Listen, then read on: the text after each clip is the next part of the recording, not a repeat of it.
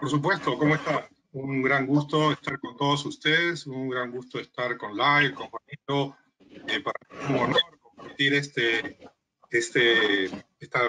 pantalla, esta reunión y hablarles pues, un poco de este webinar del lado oscuro del glaucoma, la parte que vamos a comenzar y tenemos ahorita es el...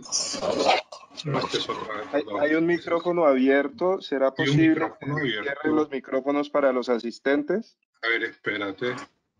Vamos a cerrar este de acá para este y vamos a comenzar con este de acá.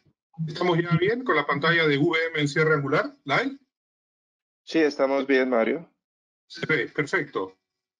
Entonces, comencemos.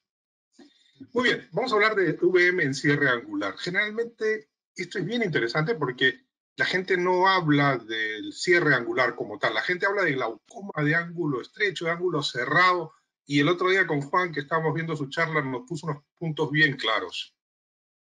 El estudio del segmento anterior, siempre queremos tener nuestro sueño estricto, ¿no? Algo que diagnostique todo, cure todo, saque todo el tricornio del doctor Spock, pero a veces lo que tenemos como realidad es la lámpara de hendidura solamente. Y no nos olvidemos que tenemos el gonioscopio, que todavía es el gold estándar en el estudio del ángulo, pero no olvidemos que el VM es una excelente nueva herramienta diagnóstica. Y miren, no le tengan miedo al VM, el VM es de contacto, pero nuestro gold estándar también es de contacto, así que no hay nada que temer.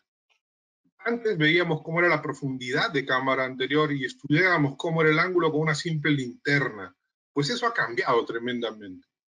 Y cambiado desde que los años 50, porque para cierre angular, Schaffer hace la clasificación, que es la más utilizada, nos habla de la amplitud del ángulo por gonioscopía, y veía esas dos líneas tangentes entre la córnea en la malla trabecular, o sea, en la malla trabecular y la superficie del iris. Y lo clasificó de 4 a 0, todos lo sabemos, todos lo vemos, cuántas estructuras ves, cuántas estructuras no ves, pero, eso se hizo en el año 50.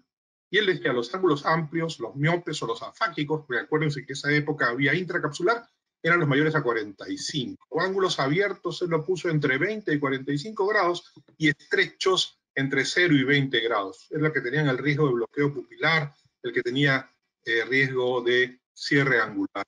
Entonces, ¿qué ha pasado? Eso ha cambiado con el tiempo, o sea, ahorita nosotros, esto que era la parte clásica, lo intuíamos haciendo una imagen del ángulo con el gonioscopio, y todos tenemos todo esto muy claro.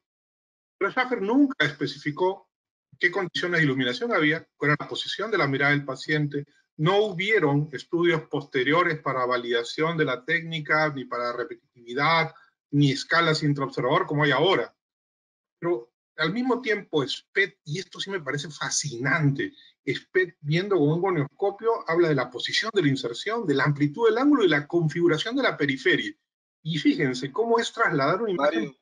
Mario, ¿me oyes? Mario, se ve la pantalla de Juan Sampaolesi. Está viendo la pantalla de Juan Sampaolesi. A ver. Exacto, vas en la primera diapositiva todavía. Pero miren arriba la pantalla de Juan Sampaolesi. Por eso dice ojo seco Juan Sampaolesi. Mario, la tuya, no hablas con Felipe Bejarano.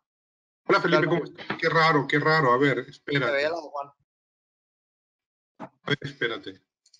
Estás en la primera diapositiva, en la de presentación. Ah, mira. Tú estás exacto. Estaba hace rato hablando como un tonto. No, yo te oigo. A ver, espérate. Aguanta. Esta es la presentación, ¿la ven? No, Mario. No. Yo tengo aquí la pantalla a Lyle y a ti. Pantalla, pero tu presentación no la vemos. Tienes que habilitarlo ya para la pantalla. Mario, tienes que apretar sobre el botón mostrar pantalla. Ahí va. Estamos. Sí, pero ahora no veo Ya, tú tienes que habilitarlo para que él pueda mostrar pantalla. Exacto, tú tienes que darme, Jean-Philippe. Ya lo tengo activado y no sé por qué no se puede ver. No se ve la... Bueno.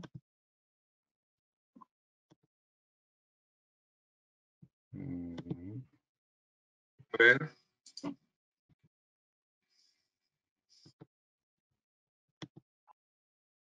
Ahora.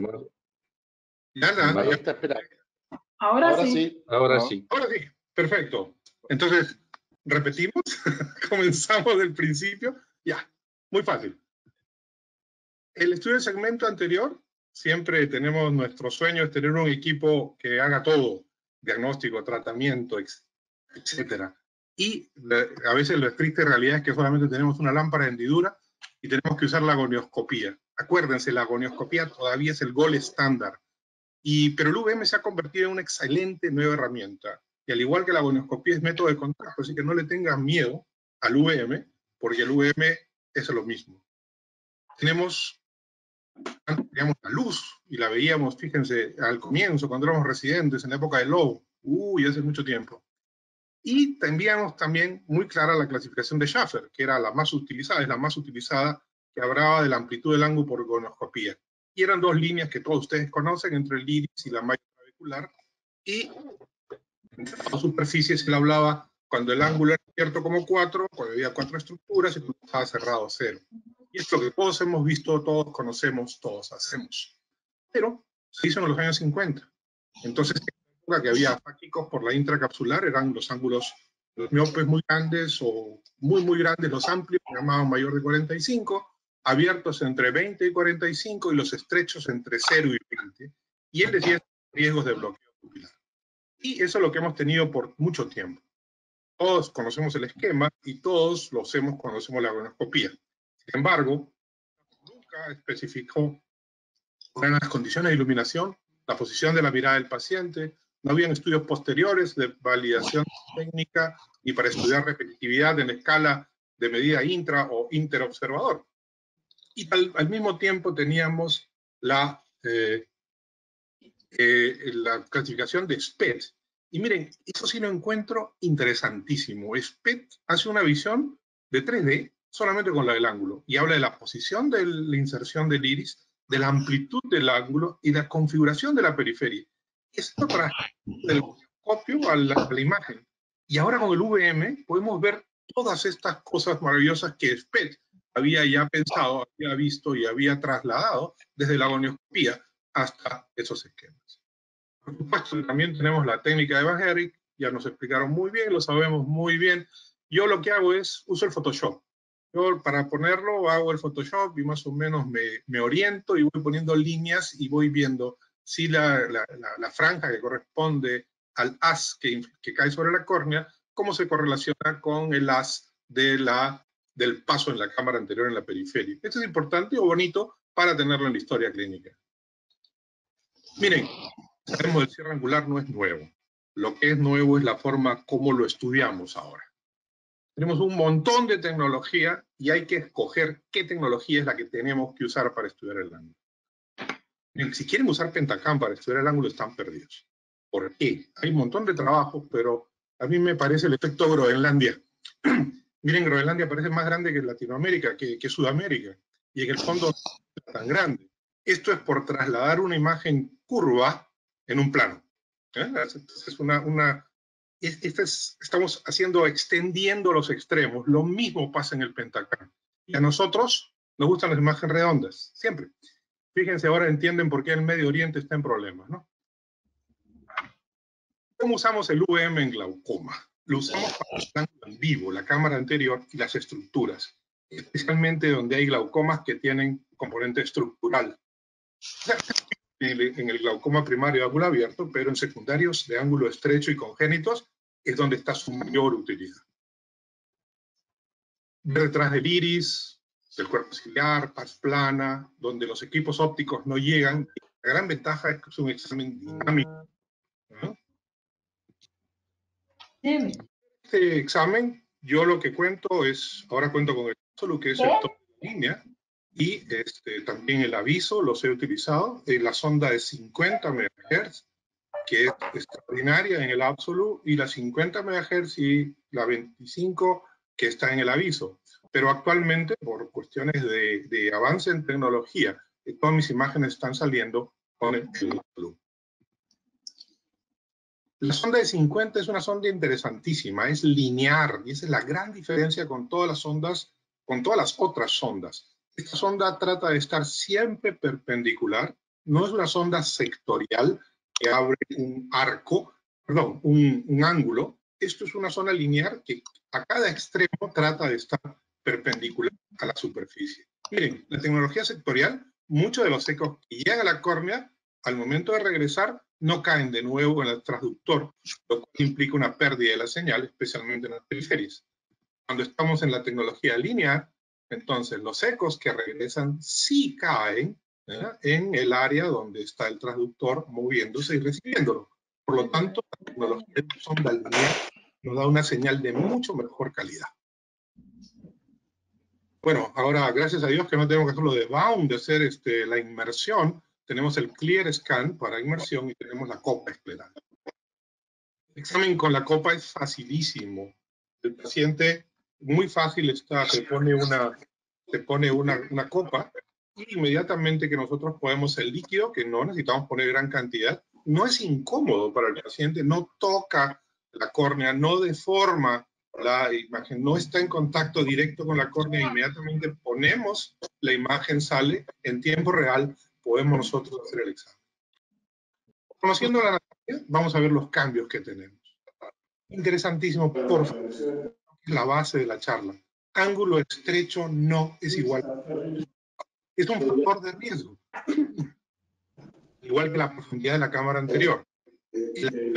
La cámara estrecha puede ser constitucional, paciente con hipermetropía o no. El iris plató uno puede nacer con iris plató. Y el estrecho adquirido ya va por la edad, por un apomórfico, por un bloqueo pupilar. Ok, ¿cuándo es glaucoma por ángulo estrecho? No se ha producido pues el cierre angular y ha provocado la neuropatía óptica con las pérdidas de fibras nerviosas, los ganglionares, la papila del campo. Miren, este cierre angular, este glaucoma agudo de ángulo estrecho es menos frecuente que el primario, pero causa el 50% de la ceguera por glaucoma, o sea, proporcionalmente es mucho más peligroso. Y miren cómo se ve al VM en un adulto y en un niño, o sea, la longitud axial, miren, el niño la longitud axial es mucho más corta, es lógico, 16.5 cuando nace y va creciendo. Pero esos son exámenes de un niño y ustedes se dan cuenta que a pesar de la longitud axial, el niño mantiene en muchas de las partes una cámara amplia y ángulos abiertos a pesar de su corta longitud axial. En algunos hipermétropes esto cambia, o sea, no es que un ojo pequeño necesariamente tiene una cámara pequeña, de hecho la tiene, pero no tan estrecha como las otras condiciones que vamos a mencionar. El cierre angular es la aposición del iris periférico sobre la malla trabecular. Y fíjense a la izquierda, como en el caso del y en el lado derecho, lo que es el iris. Obviamente, muchísimo mejor se ve con el VM que con el OCT, porque con el OCT no podemos ver qué está sucediendo con el cuerpo ciliar, que en el plató es interesante. Entonces, los ángulos estrechos nos permite ver el VM, la estructura angular y vistas en sección. Miren, por ejemplo, en la gonioscopía probablemente no veamos ni un solo elemento, pero tiene amplitud en la parte del ángulo, porque este es un plató. El plató, por la inserción, en este caso anterior, del iris en el cuerpo ciliar, nos permite ese espacio que es interesantísimo para poder hacer la filtración. Entonces, regresemos al cierre angular. Mucho miedo, el cierre angular es un villano de los malos. Realmente es un villano muy grande. Fíjense del otro lado, este ojo con un bombé tremendo, realmente es un villano que se lleva la visión. Lo más común, lo súper común que tenemos, es cuando llega un ojo a la consulta con ángulo estrecho, lo primero que pensamos es iridotomía. Siempre, siempre primero iridotomía. Yo creo que el reflejo está bien, pero yo creo que debemos afinar un poquito viendo cuál es la causa de ese cierre angular y a ver si la iridotomía va a funcionar. Muchas veces no tenemos otra opción más que hacer la iridotomía, porque después se nos pierde, no podemos hacer el estudio, etc. Pero yo creo que, viéndolos así, deberíamos nosotros, antes de planear el próximo paso, estar seguro de la causa del cierre para determinar qué vamos a hacer. Entonces, ¿cuál es el objetivo del VM en estos casos? Es descubrir la causa del cierre angular viendo más allá del pigmento. Y ver cuál es el mecanismo predominante del cierre angular, si hay una causa secundaria y una tercera, porque siempre hay combinación de las causas. Hay dos mecanismos, el anteroposterior y el posteroanterior. El anteroposterior es cuando la fuerza viene de adelante, por ejemplo, muy descrito, pero fíjense este quiste de la córnea que está cerrando el ángulo. Es una degeneración lipoidea, fíjense cómo cierra el ángulo todo el acúmulo de lípido en la córnea.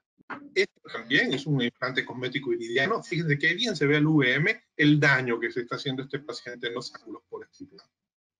El mecanismo posterior es mucho más conocido. Los quistes, a veces se ven en la lámpara de hendidura, pero fíjense cómo se ve.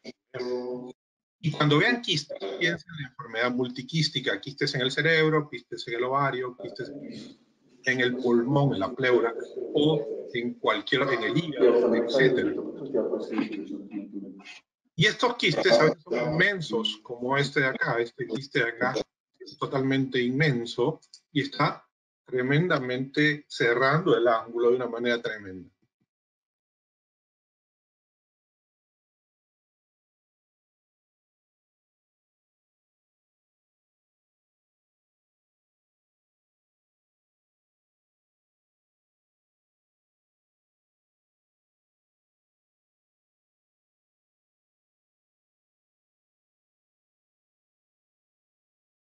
Ok, gracias.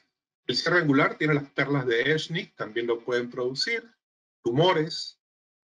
Y otra cosa del cierre es el bloqueo pupilar. El bloqueo pupilar hay en todas las formas y se ve al VM como una convexidad del iris. Es una resistencia a esto, hay acúmulo de presión, por eso funciona la iridotomía. Lo tenemos así. Esta fuerza mueve el iris y cierra el ángulo, estableciendo una comunicación entre estos dos espacios por una iridotomía, se abre el ángulo nuevamente. Y fíjense, este es un bloqueo pupilar y además un componente fáquico. Esta es una seclusión pupilar, además, un fáquico directo, miren el cierre y la tan densa. Y este, miren, para que vean que el platón no es malo tantas veces, acá hay un cristalino desplazado hacia adelante y por la inserción tan anterior del iris se ha mantenido el ángulo abierto. Ese es inverso, el bloqueo pupilar inverso por glaucoma pigmentario. Un pseudofáquico también puede ser presentado, o la misma áptica del lente puede estar cerrando el ángulo, o un ICL mal colocado, mal medido, no puesto en el momento adecuado en la cámara o en las medidas adecuadas también. Le presento a la hialoides anterior, porque este es un bloqueo pupilar afáquico que está cerrando los ángulos tremendamente. Y este es un hongo vítreo que actúa con su tremenda fuerza hidráulica, cerrando el ángulo por compresión. El aceite de silicón también tiene estas características. Y para una de las causas faltan dos, facomórfico y plato. Vamos viendo que el cierre angular facomórfico tiene estas características. La cámara es estrecha. El perfil de contacto con el cristalino está anteriorizado. El cierre angular está presente. El cristalino es grande. Y lo que hablamos con Lyle el otro día, las bolsas intercristalinianas, que nos va a decir el riesgo de tener una banderita argentina. El facomórfico ya sabemos, la longitud axial generalmente es corta, el cristalino está aumentado y la cámara es estrecha, y una profundidad menor de 2 es un altísimo riesgo de glaucoma.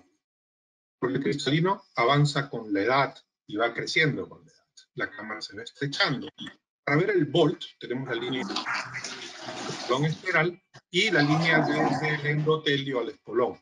Si esta volt anterior de la amarilla es más de un tercio comparada con la roja, esto es un facomórfico.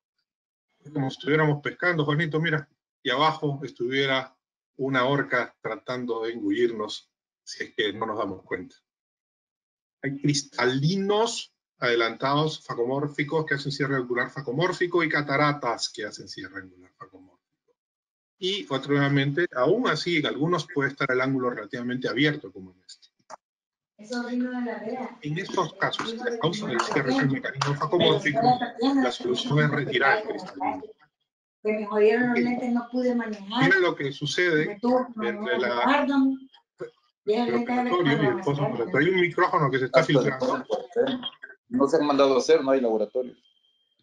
Okay. Este es un paciente con crisis hipertensiva y fíjense el cristalino y con sinequias. Cuando fue la cirugía, miren cómo termina, pero lo que quedó son las sinequias, que hay que hacer una sinequiolisis porque todavía la presión está aumentada. Esto es por esperar. Estas sinequias son peligrosísimas.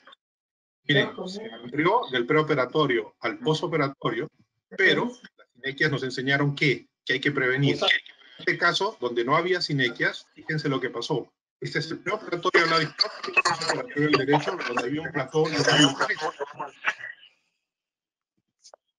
Y en el caso preventivo, miren cómo cambió este ángulo cerrado, cómo se mejoró la cámara anterior y el ángulo en este paciente luego de la cirugía.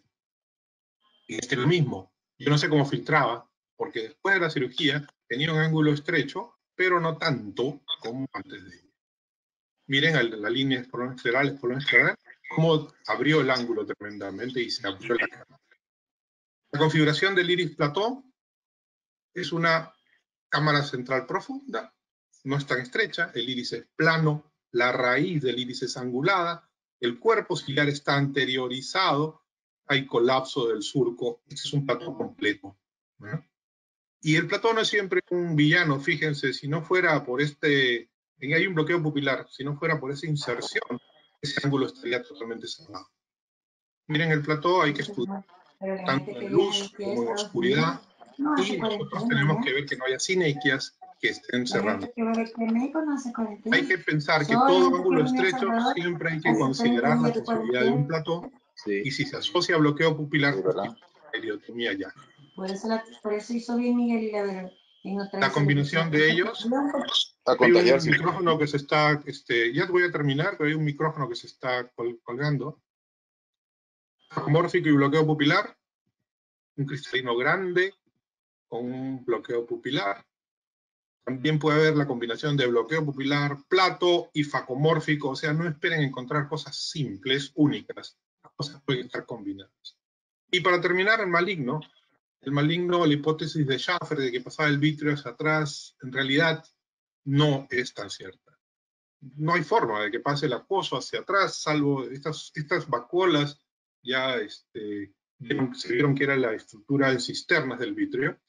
Y lo que pasa generalmente, y fíjense que hay un sangrado, para que se den cuenta hasta dónde llega la sangre. Fíjense bien que llega solamente al espacio vítreo anterior, y después el vítreo se pega tremendamente a la periferia, y no hay manera de avanzar de esa sangre hacia atrás. El maligno en realidad son sufusiones que han rotado el cuerpo ciliar, y esto cierra el ángulo. Y esta sufusión es la que permite. Conclusiones. El VM proporciona imágenes en tiempo real del ángulo del segmento anterior.